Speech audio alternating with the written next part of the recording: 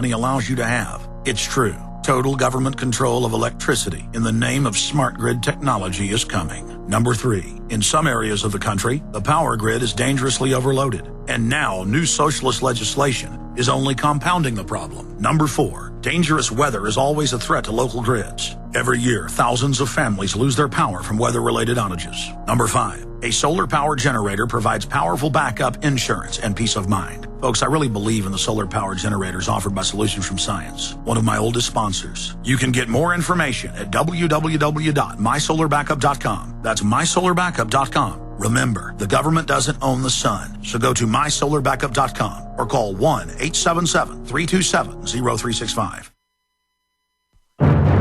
He's the T-Rex of political talk. Alex Jones on the GCN Radio Network.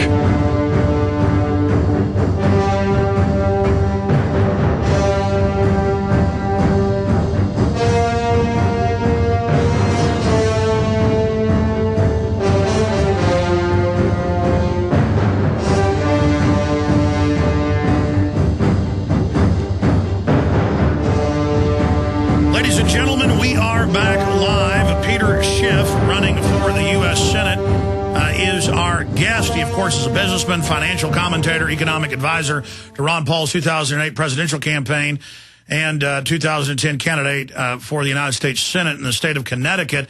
And Peter Schiff, it's good to have you here with us for the balance of the hour. Thanks, Alex, for having me on.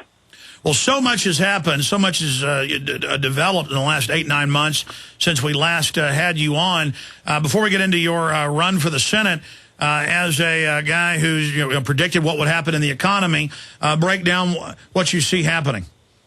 Well, unfortunately, the politicians who poisoned the well with their subsidies and regulations and cheap money, the government stimulus is simply more of the problem. We got into this economic mess because we stimulated the economy with low interest rates and government guarantees.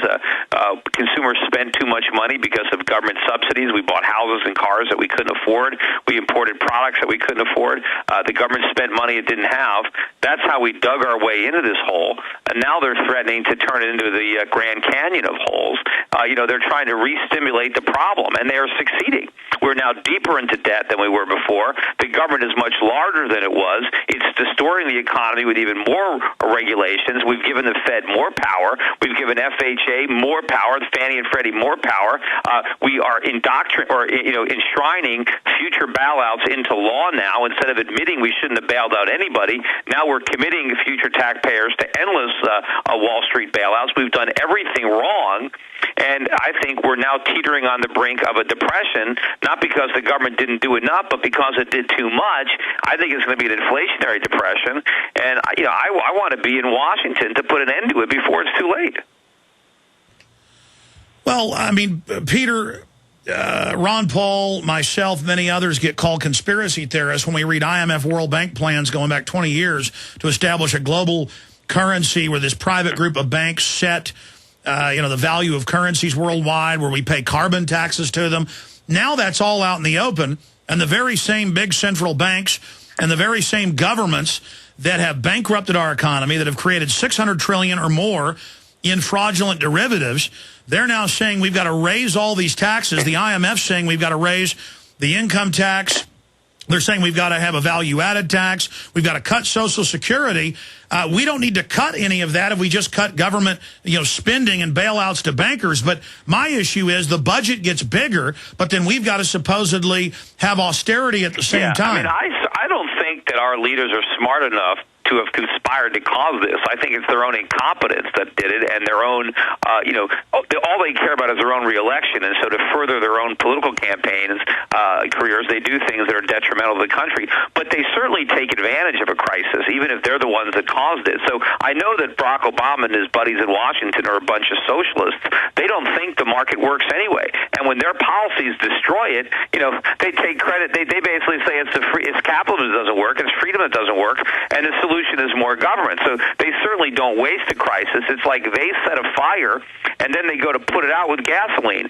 And when it gets bigger, they take credit for trying to put it out, but then they pour more gasoline on it. So it's great for them because it means more government, more bureaucracy. We surrender more of our liberties. The weaker the economy gets, the more poverty government creates, the bigger the role for government in their eyes. And the only way that we can end this cycle is for someone to go to Washington and take away the gasoline, and and then the fire can go out. Well, Peter, I agree with you on that point. But, I mean, there is some organization to this. We see the Timberwolf emails where they're saying this stuff is crap, but let's sell it to our customers, and then we'll make money on both sides of it. We see Rahm Emanuel saying don't let a good crisis go to waste. We know Washington wants to bankrupt the states so they can just further federalize them. I mean, they know that... Well, that's what they're doing with health care. I mean, they have set up this new Obamacare. Basically, what this is going to do ultimately is destroy private health care. It's going to destroy the insurance industry because it can't work. And then when the whole thing falls apart, they're going to say, you see, we need a single-payer plan. I mean, the government gets in and creates the problem that it's destined to fail. It's like the camel's nose under the tent. And that's what this thing is. It's the camel's nose of socialized medicine. Well, sure, and then they screw up healthcare even more, and their answer is more government to fix it. Right, of course, the only reason that healthcare is so expensive is because of all the government involvement. If we actually had a free market in healthcare the way we do in, let's say, cell phones or laptop computers or stuff like that, if we had a free market with market forces and competition and if the federal government stayed out of it, healthcare would be getting less expensive every year. We wouldn't even have a healthcare crisis, just like we don't have crisis in computers. They would be getting less expensive. People would have more health care for less. It'd be great. But the government comes in with their subsidies and their mandates and their rules and regulations, and it prevents the free market from working. So instead of market forces bringing prices down, you have government bureaucracy forcing prices up. Well, Peter, look at Obama. He got conservatively 4 times the Wall Street money John McCain did. Wall Street has gotten trillions of dollars in the aggregate out of these bailouts from that.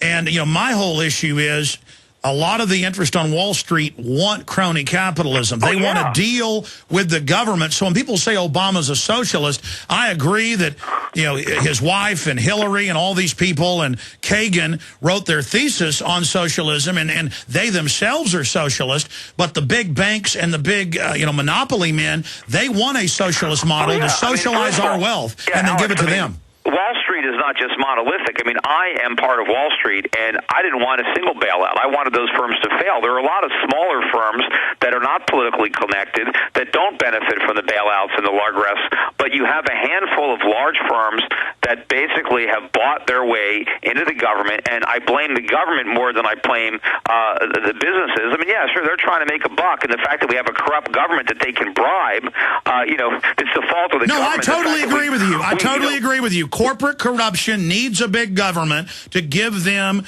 government power to engage in market rigging and oligopolies. If we take away the power from the bureaucrats, then there's no reason to try to bribe them because they have nothing to give you. And you've got this conspiracy. It's not really a conspiracy, but it's a cooperation between big government and Wall Street, and it's bleeding the country dry. And it's got to end, and it starts with the Federal Reserve. The Federal Reserve is feeding these companies cheap money. They make riskless profits. You've got government backstopping everything. So when they can make all these risky bets, and when the bets pay off, they win. And when the bets lose, they win again because we bail them out. That is the problem. And it's not going to stop until we change the players in Washington, until we send a senator there that can't be bought. And we're going to talk about your campaign and how people can get involved in that here in a moment. But going back to this for a minute, I totally agree with you. Government is the main vector. Government is what allows this to happen. My only issue is I found with the left, if you go out and explain to them that the health care plan was written by a consortium of insurance companies to lower care and raise taxes and ensure that 30-something million people had to buy overpriced, cruddy care from their plans, the left is now actually starting to discover that. I'm seeing them go, what? I don't get a free lunch? I don't get some free health care? This doesn't cover pre-existing conditions? This does set up these federal panels that cut the quality of care, that do lead to death panels? I just see it when we approach it from the classic libertarian perspective, it doesn't seem to telegraph through because it's so nuanced. I mean, here's another example. Here you've got an industry that is now, through government force, compelling people to buy their products, whether they want them or not.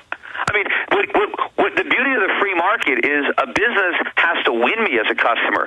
I have to voluntarily buy their product, which means I have to want it. I have to think it's better than the competition. Now you have the government saying, no, you've got no choice. You've got to buy this, no matter how crappy it is. You know? All right. Now I want to get into your campaign and get your stance on issues for listeners out there so they know where you come from, because most people know who you are, but some may not. But going back to the banking reform bill, even the head of the Texas Banking Association wrote a story a few months ago